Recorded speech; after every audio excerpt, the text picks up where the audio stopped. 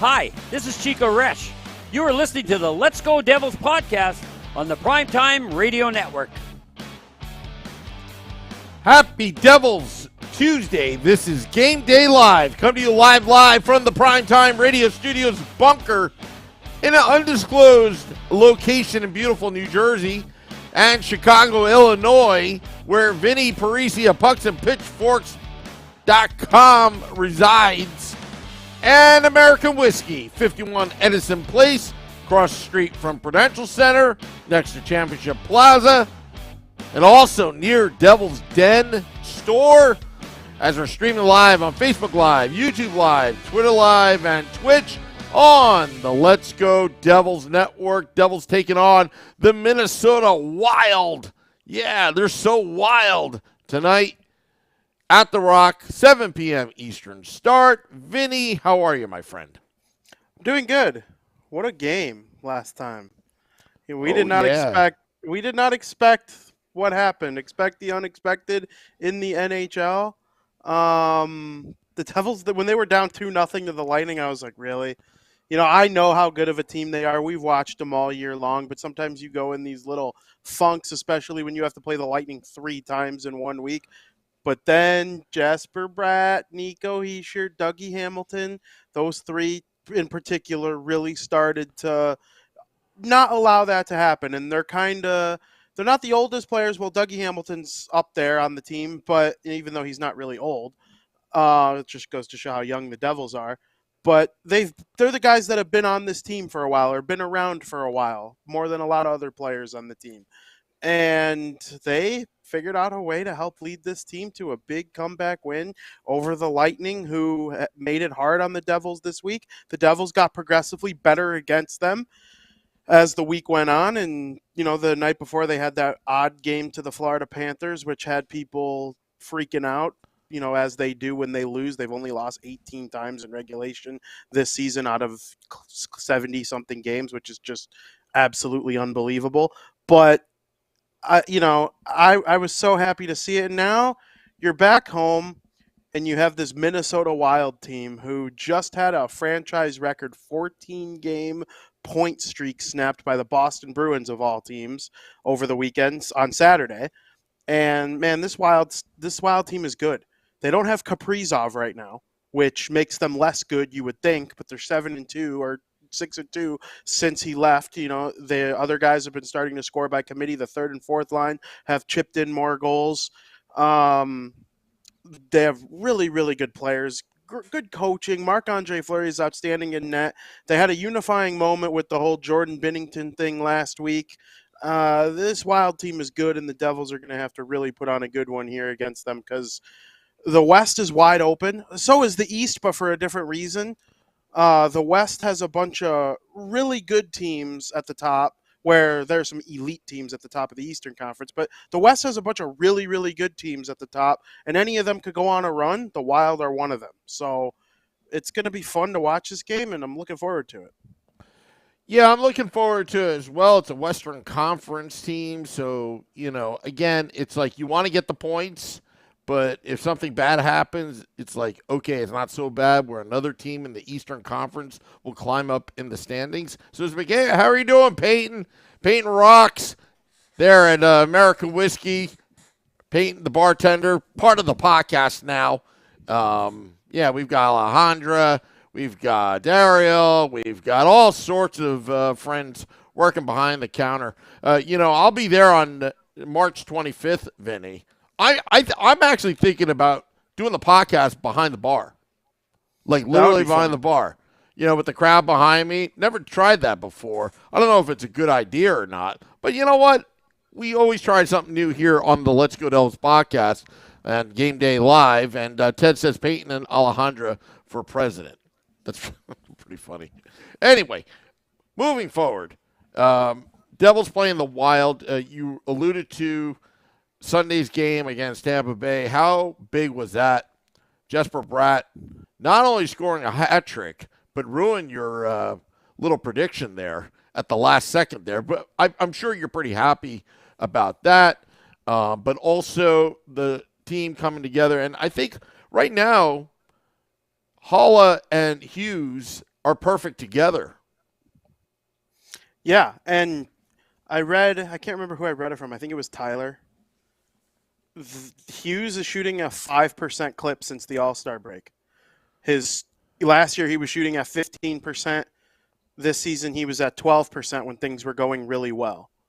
So you figure he finds somewhere in the middle of that going into the playoffs. He's in good shape. There's statistically a lot of bad puck luck that he's been dealing with over the last couple days, but he's collecting lots of assists. He's got 81 points. Like, holy crap. That's a lot, especially on March 21st. You got just under a month left. He'll probably get close to 100, at least 90. And, I'm looking forward to see what's next for Jack Hughes. It's nice to see Nico Hischier and Jesper Bratt lead the way to a win. Jack Hughes had his time of leading this team basically by himself this season.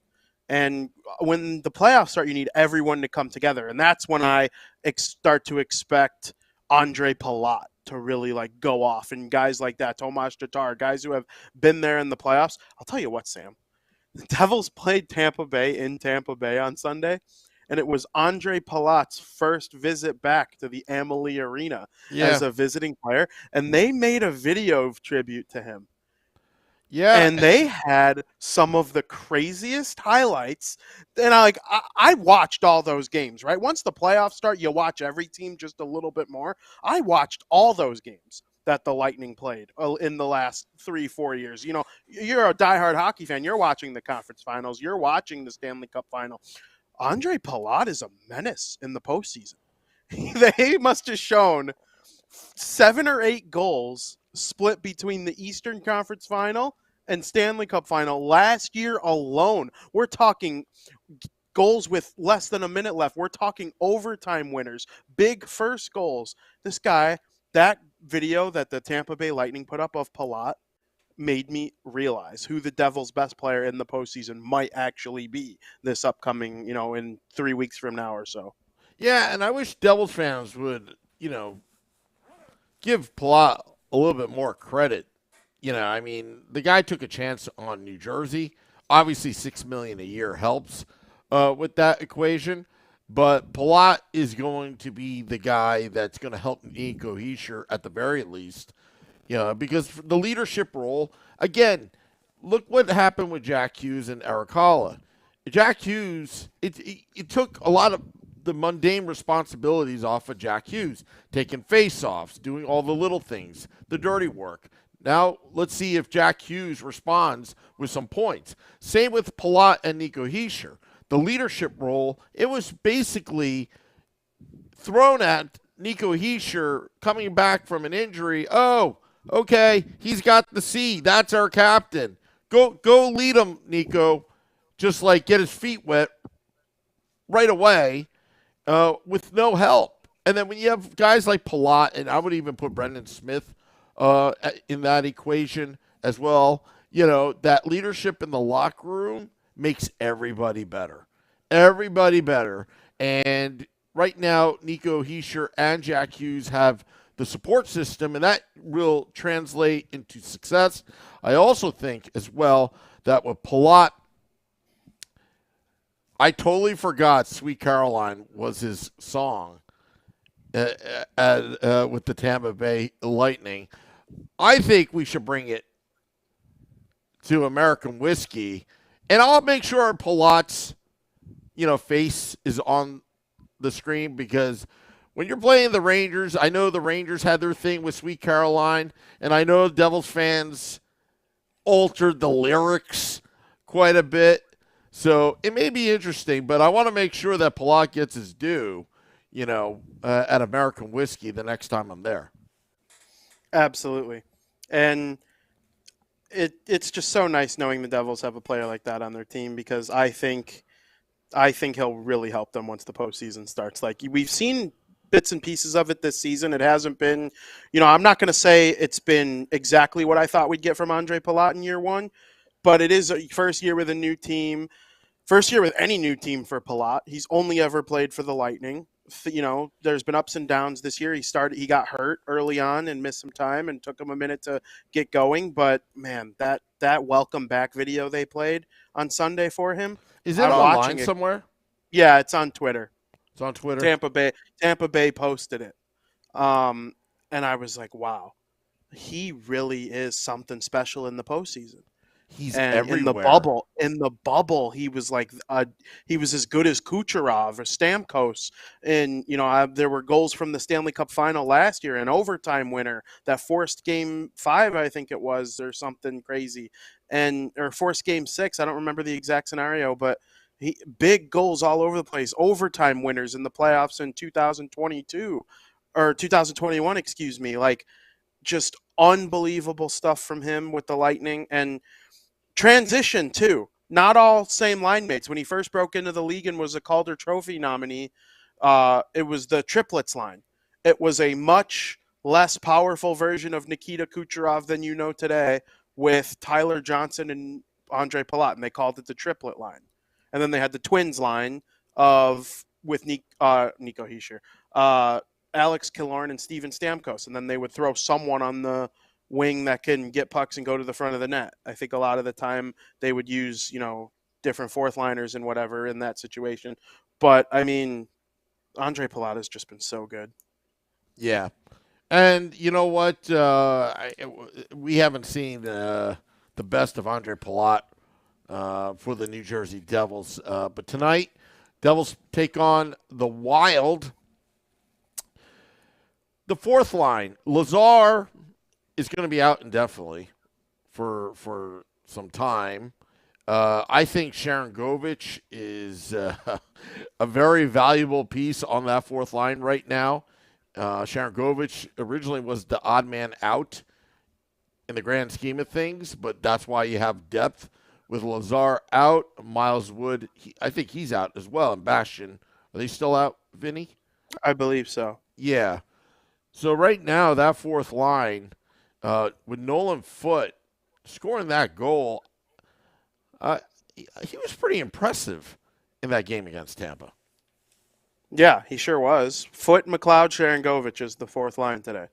Palat, Boquist, Tatar, the third line. Hall is back with Hughes, with Mercer, and then Meyer, Hischier, and Brad on the top line. Nolan Foote, the team that drafted him, the Tampa Bay Lightning, sent him to the Devils in the Blake Coleman trade, which they also sent a first-round pick that became Shahir Mahamadulin, which went in the trade for Timo Meier. So both Timo Meier and Nolan Foote, part of the Blake Coleman trade tree with the Devils, and both of them had a point in this most recent game against the Lightning.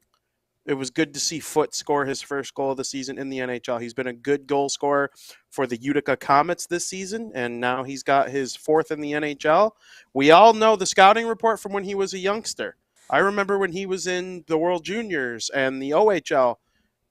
Shooter. Him and his brother Cal, shooter. And then now they are hoping to see him shoot more because he clearly can produce. And man, that shot he took against the Lightning, though, and you didn't just beat any goalie. You beat Andrei Vasilevsky for your first goal of the season. That's a Mount Rushmore NHL goalie potentially. So credit to Nolan Foote. Happy to see him on the fourth line. This isn't your beat him up, throw him out fourth line. This is Foote, McLeod, and Sharon Govich, all extremely highly skilled players. Oh yeah, and they have they're almost like specialists on special teams. You've got Sharon Govich with the penalty kill. You've got Mikey McLeod on the faceoffs. Their special skill set, and of course, Nolan Foote. As young as he is, he brings a little bit of beef, just a little bit of beef. So, again, that fourth line is, I think, still pretty dangerous as well. But lines 1, 2, and 3 look great. I think Timo Meier reunited with Nico Hischier. I mean, you really couldn't do that when Timo Meier came to the Devils because the Hischier, Tatar, and Mercer line was just absolutely outstanding.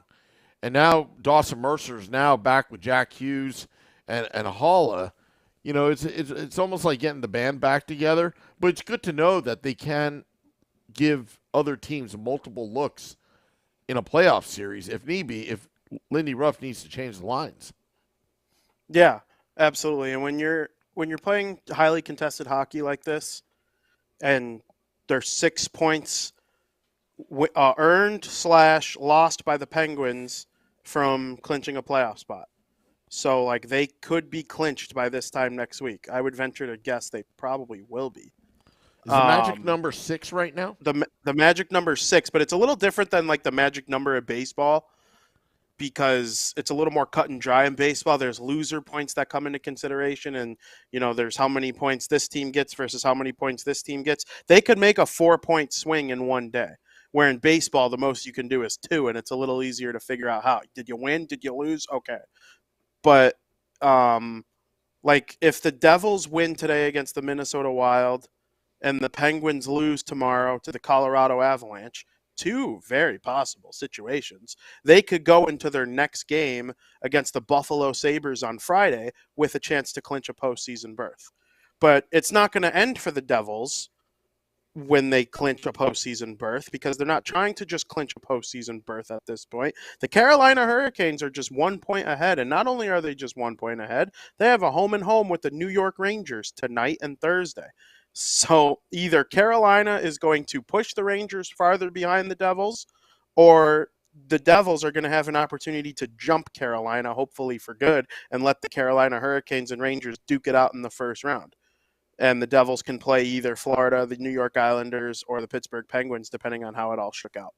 So, it's a big week standings-wise, and I do think that's why having lots of forwards, having lots of defensemen to your disposal is important because you want to be as fresh as possible. This is it, Sam. I mean, they have 12 games left, and there's going to be more reinforcements in a couple of weeks here. Like, Luke Hughes is chomping at the bit to play for this team this season.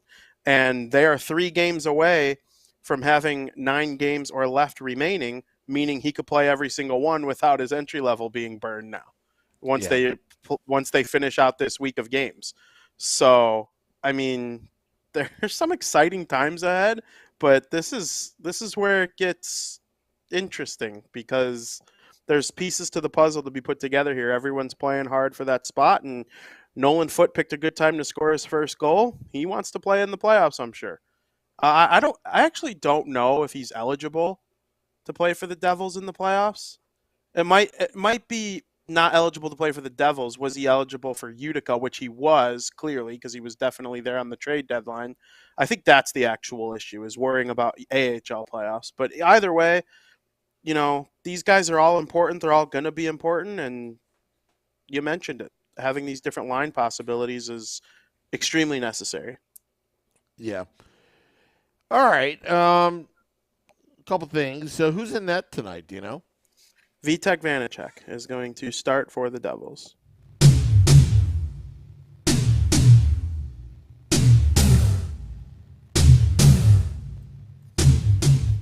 Yeah, we had to play that. Have to every time. It gets me fired up. I actually play it in the car now. It's like VTech. Sam's just driving to work. VTech. Yeah, you're just like pounding the dashboard, and other drivers think that you have like road rage or something like that. All right, so before we get into predictions, Vinny, hot topic coming off the presses this morning that the NHL and its longstanding partner with Fanatics today announced a new 10-year deal agreement beginning in 2024-25 season, which is the season I predict the Devils will win the Cup. We'll see the Fanatics become the NHL's authentic outfitter of on-ice uniforms, keyword on-ice uniforms, and supplier of authentic jerseys at retail. Yeah, I mean, I don't care what they're like for the players. They have to deal with them, not me.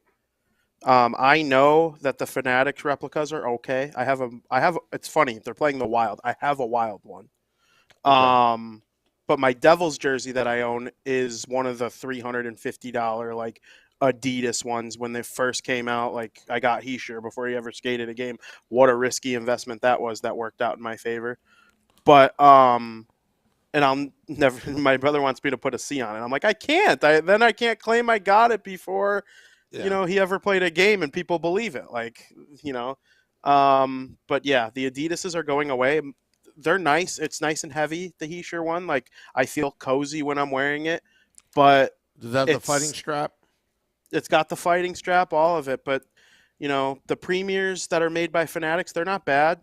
They're not perfect. They're not like quality they're like $130. Like, that's a lot of money to be buying jerseys, but like relative to the other one that was double the price, it's clearly a significantly different material. But the logo is designed to bend so you could pack it up easily and stuff like that. Like, it's a little bit harder to manage, but the real test will be when Fanatics reveals their version of the Authentics for fans.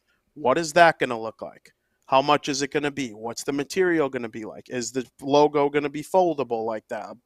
People probably would prefer it not to be like that, because you're not looking to easily store your, authentic NHL jerseys. That's just not the type of clothing that it is. So we'll see how that goes. I'll test the waters when it first comes out. A lot of people are just mad right off the bat. Well, I'll buy one. I'll see what it's like and make my opinion based on that. And if the premiers are actually better than the authentics, I'll just start getting premiers more often. But it's definitely news. Fanatics has been with the NHL for a long time, like a really long time. And they knew that this was going to cause, outcry, because everything causes outcry. And it's going to be interesting to see how it all works out. But I did think I heard that they're going to keep the design of the Adidas ones for at least 2 years before revealing theirs. So, like, how the Devils don't have the stripe on the bottom anymore, and like the shoulders come all the way, the black comes all the way to here now instead of just like here.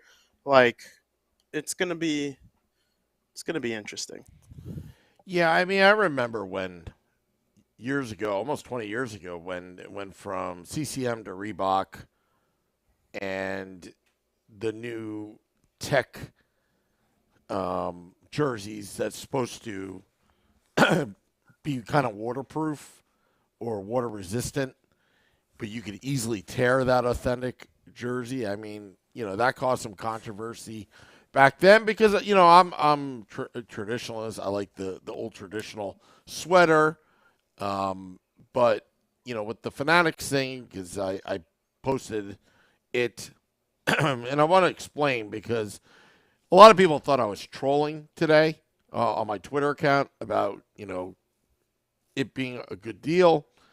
Look, everybody wants a higher salary cap so the Devils can get their player and other teams as well, fans. I'm sure Fanatics paid a fanatic amount of money to get this deal done, which counts with hockey-related revenue, which is better overall for the league.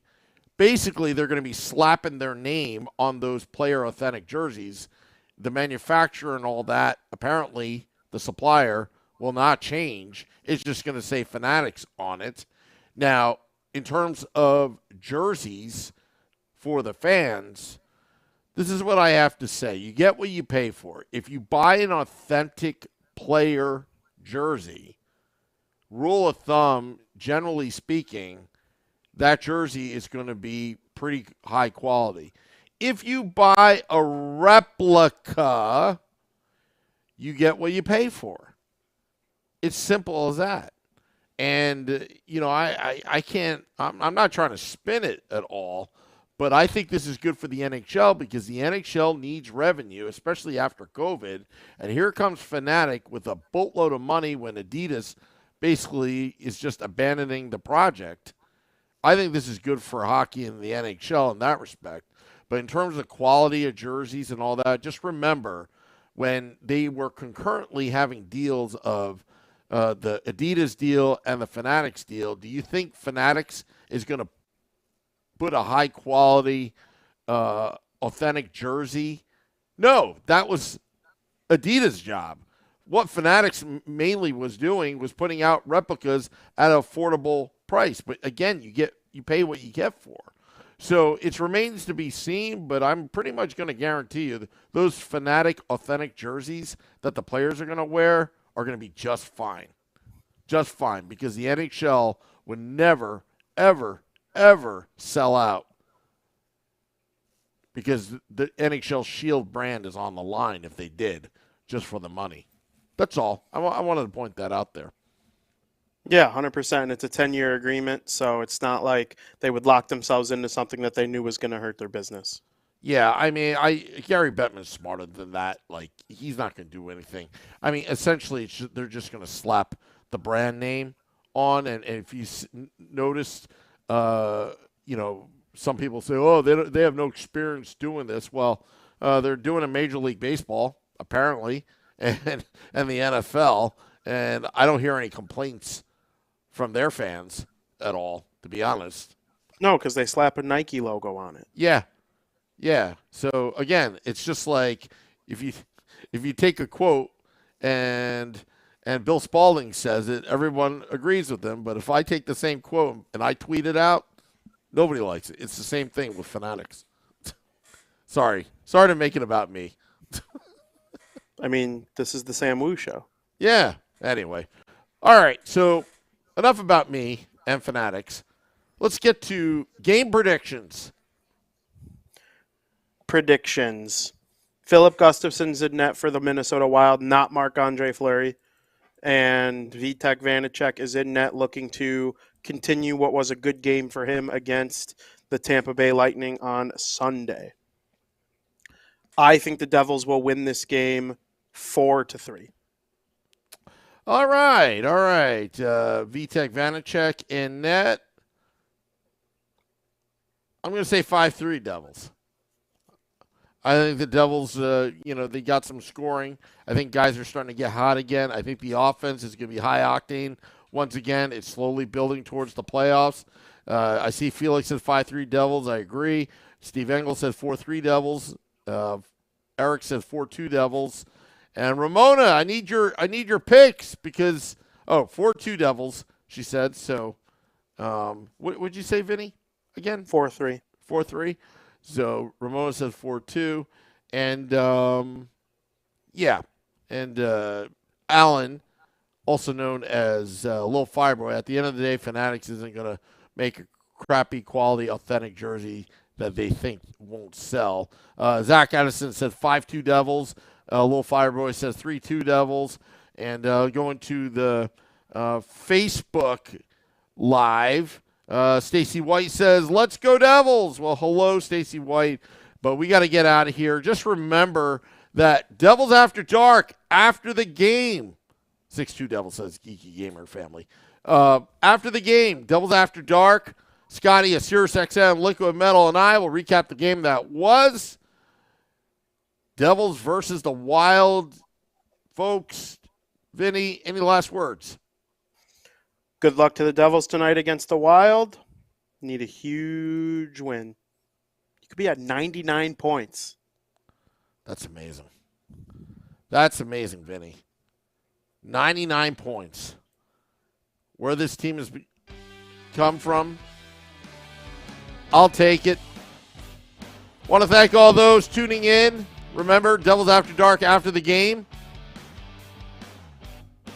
If you're at the game right now, go to American Whiskey after the game. Peyton and Alejandra will be serving adult beverages, 21 and older, please. Till next time, let's go Devils.